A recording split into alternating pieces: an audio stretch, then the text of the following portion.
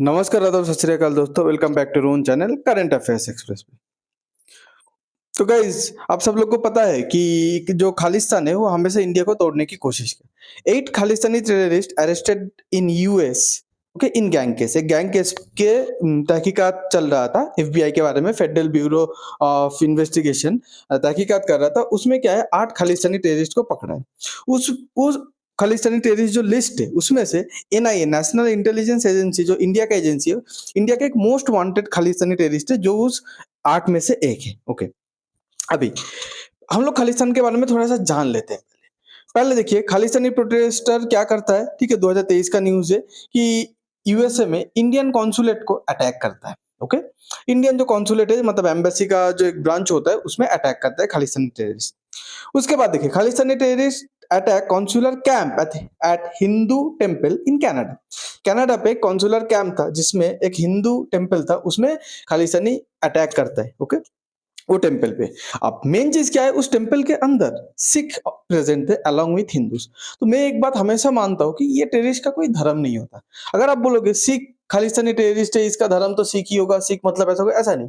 अगर उन लोग धर्म होता ना सही में, अगर उन लोग सिख होते तो उस टेम्पल के अंदर जब सिख थे, उन लोग कभी अटैक नहीं करते। इन लोग का लालच होता है, इन लोग का एक एजेंडा होता है, इन लोग का ब्रेन वॉश किया जाता है। इन लोग किसी धर्म के नाम पे इन लोग मतलब काम करते हैं, बट एक्चुअली धर्म को मानते नहीं है। अगर मानता तो एटलीस्ट खुद के धर्म वाले जिधर होगा उधर कुछ नहीं करेगा। ओके, उसके बाद देखिए, Khalistani attack on Indian high commission in London.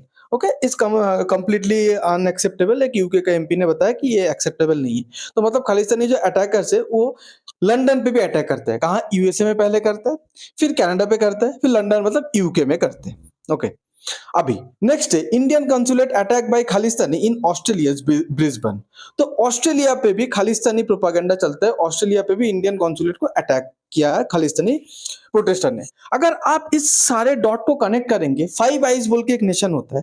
Generally five eyes वो नेशन होता है दुनिया पे, देखिए 5 इंग्लिश स्पीकिंग कंट्री जिसका मदर टंग इंग्लिश है, 5 ही है सिर्फ। यूएसए, कनाडा, यूके, ऑस्ट्रेलिया और न्यूजीलैंड। तो ये 5 कंट्री को फाइव आइज नेशन बोला जाता है इन लोग के ग्रुप पे। ये फाइव आइज पे न्यूजीलैंड को छोड़ के बाकी 4 फाइव आइज पे ऐसे इंडियंस के ऊपर, इंडियन टेम्पल के ऊपर, इंडियन कॉन्सुलेट के ऊपर खालिस्तानी बार बार अटैक करता है। ओके, अब ये कंट्री कभी स्टेप कुछ कड़ा एक्शन नहीं लिया है, इसीलिए ये चीज आज इतना हद से बाहर हो गया, बढ़ गया।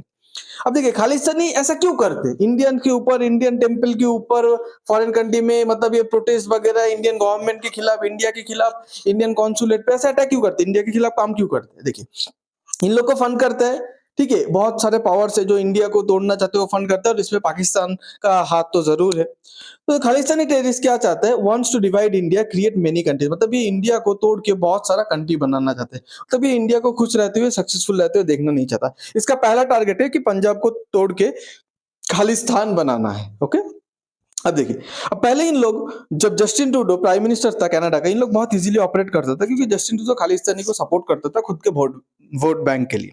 अब नया कौन आया है? ठीक है, नया प्राइम मिनिस्टर कनाडा पे है मार्क कार्नी।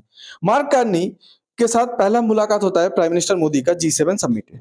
उसके बाद बहुत कुछ बात होता है, डेवलपमेंट होता है। ठीक है, निज्जर केस के बारे में जो तहकीकात चल रहा है, मार्क कार्नी कमेंट करने से मना कर देता है।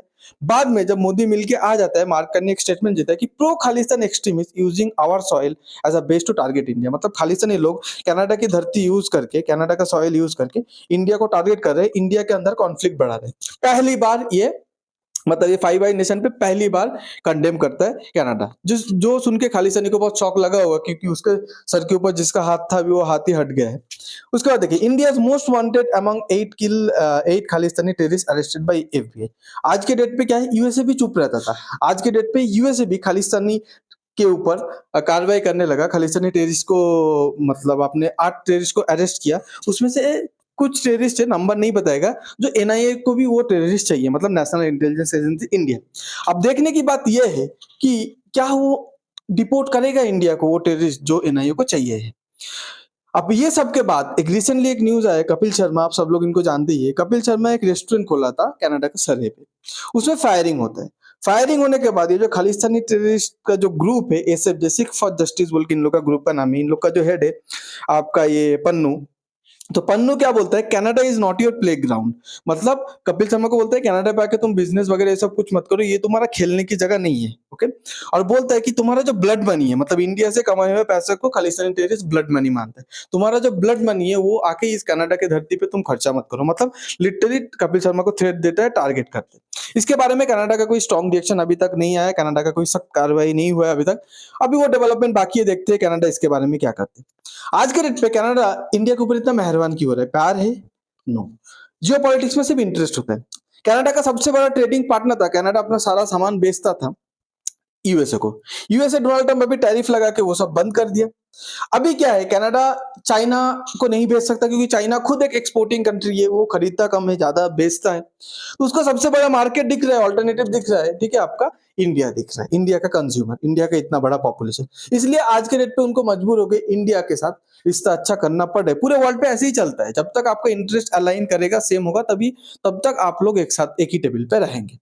ओके। तो इसीलिए कनाडा चाहता है इंडिया के साथ रिश्ता अच्छा करने के लिए, और इंडिया के साथ रिश्ता अगर कनाडा अच्छा करना चाहेगा तो खालिस्तानी के ऊपर उनको एक्ट करना ही पड़ेगा। उसके बाद डोनाल्ड ट्रंप, आज यूएसए भी अचानक ऐसा क्यों कर रहा है? देखिए, पहली बात है, एनआईए के जो टेररिस्ट चाहिए, नेशनल इंटेलिजेंस एजेंसी, इंडिया का एजेंसी, उनको जो टेररिस्ट चाहिए, अगर वो टेररिस्ट कैसे भी करके यूएसए अगर इनको हैंडओवर, इंडिया को हैंडओवर कर देता है, तो मैं बता रहा हूँ यूएस और इंडिया का रिलेशन नेक्स्ट लेवल हो जाएगा। ओके। वो देखना बाकी है कि यूएसए हैंडओवर करेगा कि नहीं। यूएसए आज इंडिया के ऊपर क्यों इतना मेहरबान हो रहा है? यूएसए का सबसे बड़ा दुश्मन है चाइना। चाइना को यूएसए अकेला हैंडल नहीं कर सकता, उसके लिए यूएसए को चाहिए इंडिया। अब इंडिया आज के डेट में चाइना के थोड़ा ज्यादा नजदीक जा रहा है, इसीलिए यूएसए डिफरेंट डिफरेंट वे ढूंढ रहा है। ये खालिस्तान वाला इशू है, ठीक है, टेररिस्ट को अरेस्ट करके इंडिया को थोड़ा खुश करने की कोशिश किया। टीआरएफ, द रेजिस्टेंस फ्रंट, जो पहलगाम पे अटैक किया था, उसको टेररिस्ट ग्रुप डिक्लेयर करके इंडिया को खुश करने की कोशिश किया। बाद में बहुत सारा डेवलपमेंट आएगा, यूएसए ऐसा कदम लेगा कि जो इंडिया को खुश करेगा। तो इंडिया को, मतलब यूएसए ऑल्सो नीड इंडिया। अब अभी देखना है कि ऑस्ट्रेलिया और यूके खालिस्तान के ऊपर क्या कार्रवाई करता है, कि उन लोग का अभी ऐसा कुछ स्ट्रॉन्ग कार्रवाई नहीं हुआ अभी तक, वो देखने की बात होगा। आपको अगर ये वीडियो अच्छा लगता है तो please like, share and subscribe. अगर आपको इनके बारे में कुछ कमेंट करना है, कुछ बताना है, तो कमेंट पे बता सकते हैं। Thanks for being here, your time really matters. God bless you.